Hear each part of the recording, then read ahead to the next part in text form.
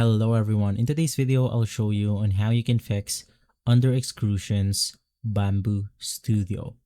Basically we are inside the software right here, and to fix this it's going to be extremely simple. There's nothing much to do inside software but to navigate through the calibration setting.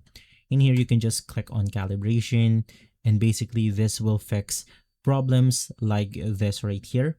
And then we also have the flow rate, which will fix extrusions on your printer.